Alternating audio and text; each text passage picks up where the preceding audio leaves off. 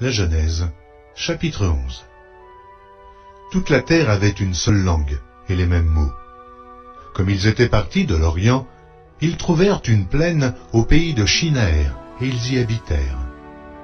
Ils se dirent l'un à l'autre, « Allons, faisons des briques et cuisons-les au feu. » Et la brique leur servit de pierre, et le bitume leur servit de ciment. Ils dirent encore, « Allons, bâtissons-nous une ville, et une tour dont le sommet touche au ciel, et faisons-nous un nom, afin que nous ne soyons pas dispersés sur la face de toute la terre. » L'Éternel descendit pour voir la ville et la tour que bâtissaient les fils des hommes. Et l'Éternel dit, « Voici, ils forment un seul peuple et ont tous une même langue. Et c'est là ce qu'ils ont entrepris. Maintenant, rien ne les empêcherait de faire tout ce qu'ils auraient projeté. Allons, descendons et là, confondons leur langage, afin qu'ils n'entendent plus la langue les uns des autres. » Et l'Éternel les dispersa loin de là sur la surface de toute la terre. Et ils cessèrent de bâtir la ville. C'est pourquoi on l'appela du nom de Babel. Car c'est là que l'Éternel confondit le langage de toute la terre. Et c'est de là que l'Éternel les dispersa sur la face de toute la terre. Voici la postérité de Sem. Sem, âgé de 100 ans, engendra Arpachad, 2 ans après le déluge. Sem vécut après la naissance d'Arpachad 500 ans, et il engendra des fils et des filles.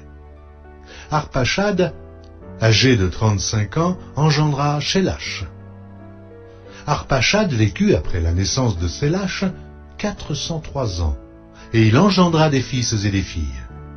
Shélach, âgé de 30 ans, engendra Héber. Shélach vécut après la naissance d'Héber 403 ans, et il engendra des fils et des filles. Héber, âgé de 34 ans, engendra Péleg. Héber vécut après la naissance de Péleg 430 ans, et il engendra des fils et des filles. Péleg, âgé de 30 ans, engendra Réhu. Péleg vécut après la naissance de Réhu 209 ans, et il engendra des fils et des filles. Réhu, âgé de 32 ans, engendra Sérug. Et Réhu vécut après la naissance de Sérug 207 ans, et il engendra des fils et des filles. Sérug, âgé de 30 ans, engendra Nachor. Sérug vécut après la naissance de Nachor 200 ans, et il engendra des fils et des filles. Nachor, âgé de 29 ans, engendra Térach. Nachor vécut après la naissance de Térach 119 ans, et il engendra des fils et des filles. Térach, âgé de 70 ans, engendra Abram, Nachor et Haran. Voici la postérité de Térach. Térach engendra Abram, Nachor et Haran. Haran engendra Lot.